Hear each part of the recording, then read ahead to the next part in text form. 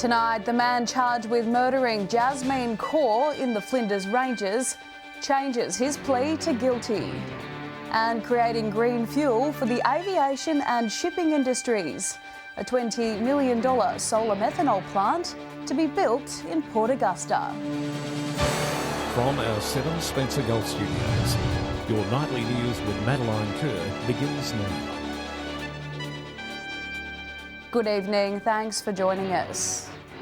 The man accused of murdering 21-year-old nursing student Jasmine Kaur has changed his plea to guilty.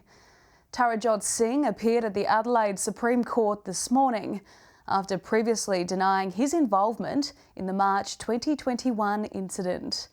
Ms Kaur's body was found in a shallow grave at Mooralana Creek, about 40 kilometres north of Hawker and about 450 kilometres from where she was allegedly abducted from. Prosecutors allege Mr Singh stalked Ms Kaur, who was known to him for weeks before she was abducted from her workplace at Southern Cross Aged Care Home. The 22-year-old now faces a mandatory life sentence. 4 youths will face court after being arrested in the early hours of Friday morning.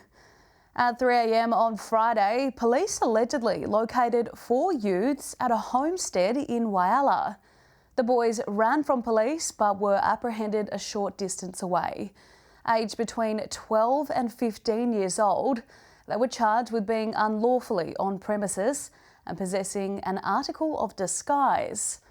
They've all been bailed to appear in Whyalla Youth Court on the 15th of March. Meantime, 2 youths have been arrested after allegedly stealing cigarettes from a front yard of a Port Augusta home over the weekend. At 8 p.m. on Sunday, police were called to Symonds Street at Davenport after reports 2 youths had entered the property and stole the cigarettes. Police searched the area and located the youths nearby a short time later. Following an investigation, 2 10-year-old boys from Port Augusta were arrested and charged with alleged unlawfully being on premises, theft and breaching bail. Port Augusta's reputation as a centre for renewable energy has received a massive boost. The world's first solar methanol plant has been announced following a deal between the Australian and German governments. A world first in Port Augusta. A $20 million deal for a demonstration solar methanol plant has been signed, which could create hundreds of high-skilled jobs. This does sound amazing. I must admit, anything to do with saving our planet and anything with green energy is a wonderful initiative and something that we certainly continue to embrace as a society. So that's a really positive thing if this does eventuate. The plant, known as SM1, is backed by Vast Solar and is the latest in the renewable energy projects for the Spencer Gulf, with the fuel potentially able to decarbonise the shipping and aviation industries. A real plus for Port Augusta and for the region. It will create jobs. So it'd be great to see that happening in Port Augusta. Great to see the hydrogen plant in Whyalla. And it's the sort of thing that lifts both of our communities. But it's still early days, with a full financial agreement due next year. The more irons we have in the fire in this region, in Port Augusta, the better. And we all know that to deliver on major projects, that takes time. And at the end of the day, there's got to be financial sign-off. SM1 is expected to produce over 7,500 tonnes of green methanol annually. That's small in production terms, but does pave the way for bigger plants and more projects. Also a wonderful thing when it comes to businesses, supporting businesses as well, being able to go ahead and have businesses being enhanced through many of these opportunities that might come along with this particular facility. SM1 is expected to be operational in 2026. Daniel Pizarro, 7 Spencer Gulf News. This year, festival goers won't need to travel to Adelaide to get their Mad March fix. For the first time ever, the Fringe is coming to the Yorke Peninsula, with 3 performances already locked in. The Yorke Peninsula Council and Country Arts SA have teamed up to bring the Fringe to the regions. The partnership ensuring regional South Australia also reaps the benefits of living in the festival state. To entice artists, council managed venues were offered as free venues. There are 3 performers approached me about a coming to the Yorke Peninsula as part of their Fringe regional tours. So, yeah, it's pretty cool. The performances cater for all ages and include comedy and music. All three have some connection to the Yorke Peninsula, making their visit extra special. And of course, it wouldn't be the Fringe without some food and drink. Just sort of putting on some pre-show food and drinks at each event. And, we've also, our Drossland Progress Association is involved, our Drossland Sport and Rec Club. It is hoped the performances will attract people throughout the region, enhancing community engagement and investment. It's a good start, I'd hope that maybe it might grow and people go, other artists go, that's pretty cool. To get involved with the Yorke Peninsula's first ever Fringe event, visit the Adelaide Fringe website. Annabelle Francis, 7 Spencer Golf News. Still to come tonight, police arrest a Port Lincoln man for alleged break-ins 470 kilometres away from his home. And in the wake of more alleged fighting at Whyalla schools, the Sammy D Foundation stops by to offer alternatives to violence.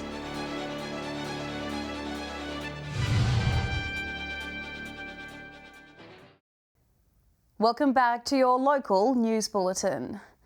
A Port Lincoln man has been arrested in the Mid-North following a recent spate of break-ins and thefts. Police say the first incident took place in Jamestown on January 28, when a business was broken into. A further 5 break-ins were reported in Gladstone, Kaltowie and Boolaroo Centre.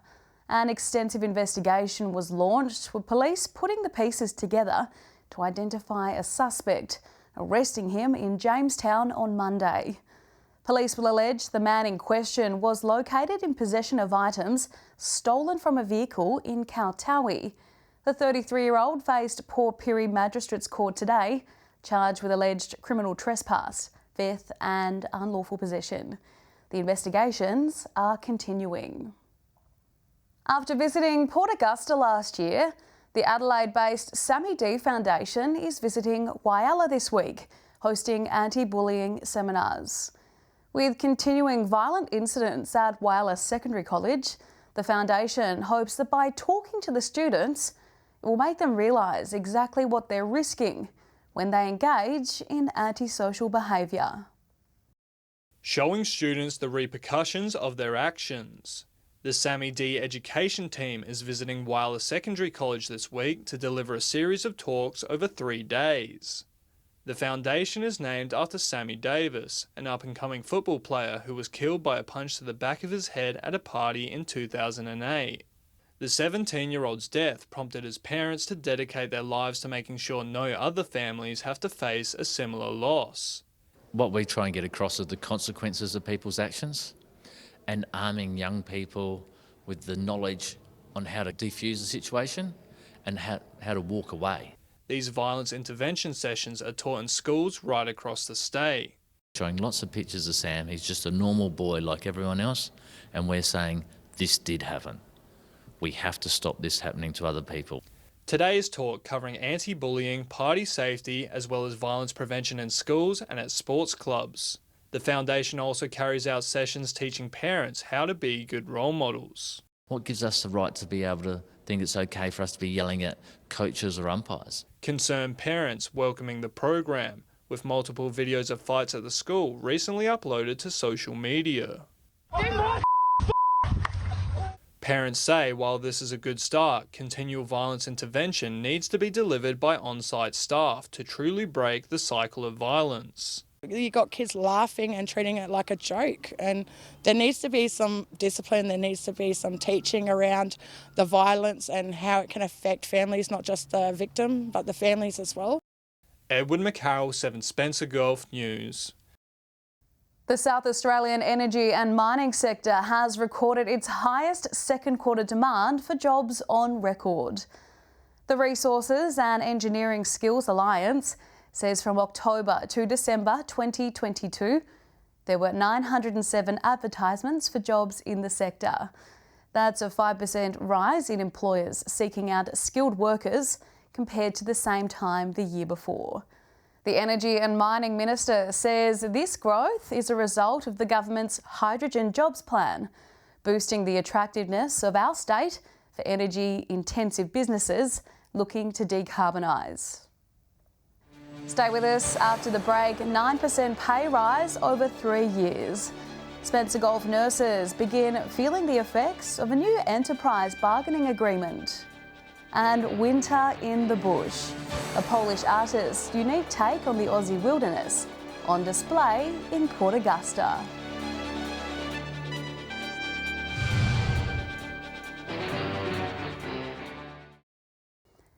Welcome back to 7 Spencer Gulf News this Tuesday. South Australia's hardworking nurses and midwives are being recognised with a boost to their pay slips now in effect. The state government's promise of a 9% pay rise started flowing through to over 21,000 staff on Friday. These paychecks were also bolstered by the first of 2 additional one-off payments up to $1,500. We've got this in place to provide due recognition to all of those hardworking nurses and midwives throughout the state of South Australia. We know how hard they have worked. However, the Nurses Union warns more cash is needed to stop the state's workforce from moving to Victoria, where the incentives are even better. Port Augusta's Yatapertli Art Gallery is hosting a very special exhibition at the moment. Marek Herbert was a highly praised artist in communist Poland before he fled the country's government and in the 1980s eventually came to Australia. His landscape paintings of the Aussie bush have earned him rave reviews, and now he's been invited overseas. A small accomplishment to honour an accomplished artist. This is Winter in the Bush by Marek Herbert. Bush in winter is green, and so you're using a lot of green paint, and quite opposite to summer when everything is almost white or yellow or orange. Mr. Herbert has previously had his work on display in Port Augusta. I'm coming back because it's a local gallery and I like to be in it. Born in communist Poland in the 1950s, Mr. Herbert found his artistic drive stifled by the political atmosphere and fled to Germany before moving to Australia in the early 1980s.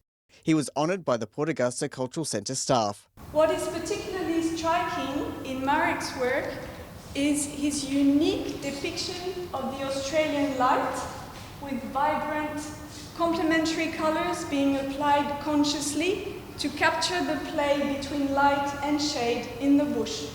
And now his works will also be on display at Kensington Gallery in London. I was invited with my exhibition there, and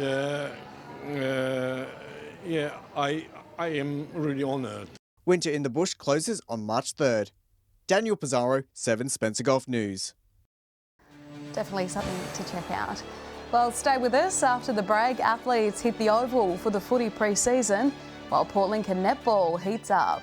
And a summer scorcher in the Spencer Gulf. We'll have the weather details with Alex Sykes.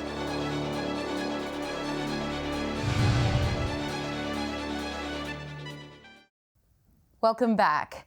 Sporting clubs across the region are preparing for a big year ahead. Many have well and truly begun pre-season training, while others are inviting the community to come along and try a new sport. Annabelle Francis has more.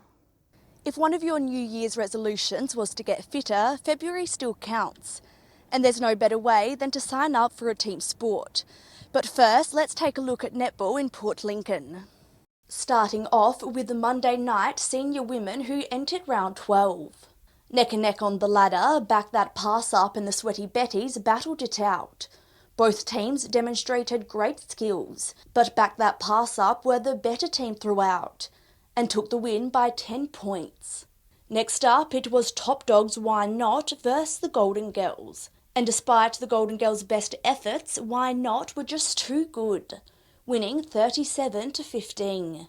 The next game saw Shooting Stars smash BBB by 33 points. demonstrating the difference between 9th and 6th place on the ladder. Last up, we had Storms Are Brewing and Lincoln Ladies, which was the closest match of the round, with Storms Are Brewing taking the win by 4 points. The Lincoln Ladies will be keen for a rematch soon. While the football season hasn't quite started yet, athletes have been feeling the heat as they've begun pre-season training, and the weather hasn't been kind to them. The Port Pirie women have been working hard in the lead-up. The Lions Club trains on Tuesday night from 6:30 at Memorial Oval, and Port Football Club trains on Wednesday at Port Oval at 5:45. The AFLW is one of Australia's fastest-growing sports, and now is your chance to get involved. And if you're not into kicking and wrestling, volleyball might be for you, with Come and Try nights happening Tuesday nights at the John Pirie Secondary School gym from 6:30 till late. We want to report on a wide variety of sports, so if you want your team mentioned, message us on Facebook. I'll see you tomorrow with Fuel Watch Maddie. Thank you, Annabelle. We'll see you then. Time now to take a look at what's happening in the weather with Alex Sykes. Alex, how is the weather for the first day of school for our viewers in far west New South Wales? Maddie, it was a warm day in the west. More than 14,000 students across 120 schools in the state's central and far west walked through the school gates this morning for day one of the 2023 school year. Temperature-wise, it was 19 degrees in Broken Hill at 8 a.m, 23 by 9 a.m, before reaching 33 by 4 p.m. Elsewhere, it was sunny around Kadina, 36 degrees, while it was just over 37 in Cooper Pedy earlier this afternoon.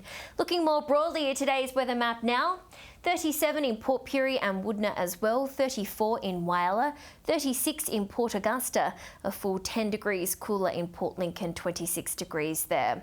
Taking a look at the satellite image now, a high pressure system centred south of the Bight today will move slowly eastwards to be centred over the Tasman Sea early Thursday. A low pressure trough will move over the west of the state later in the week.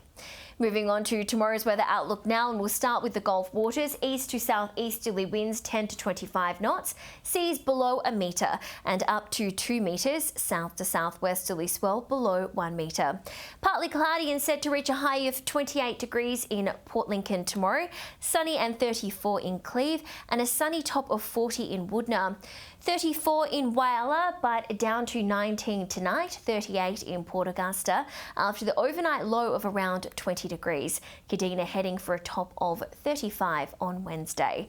And it'll be sunny and set to reach a high of 37 degrees in Port Pirie. The temperature will more than double in Clare, between 16 and 34 degrees. Extreme level 12 UV in Broken Hill tomorrow, also heading for 34 degrees. Taking a look further through the week now, starting with Thursday's map, and the mercury will creep back into the 40s in at least 5 of our regional centres. 43 in Woodner, 42 in Cooper Pedy, 41 in Port Augusta and Port Pirie. Whyalla is also expected to crack 40. Elsewhere, 36 in Broken Hill and Adelaide. Moving on to Friday's outlook now, and 40 degrees in Cooper Pedy and Broken Hill, 33 in Whyalla and Port Pirie, partly cloudy and 26 in Port Lincoln. And finally, taking our first look at Saturday's forecast, partly cloudy and 27 in Whyalla and Adelaide, 28 in Kadina, 32 in Port Augusta and Woodner, 25 in Port Lincoln, blue skies in Cooper Pedy and Broken Hill, 39 and 37 degrees respectively. And that's all the weather from me for tonight. But just quickly, Maddie, heatwave conditions have been forecast by the Bureau of Meteorology for the Northwest Pastoral and West Coast districts. Be careful in the sun tomorrow. I'll see you a little later with an update. It's back to you, Maddie. Thanks for that, Alex. And that's all local news this Tuesday. I'm Madeline Kerr. From all of us here, thanks for joining us. I'll have updates a little later. But until then, enjoy your evening. Good night.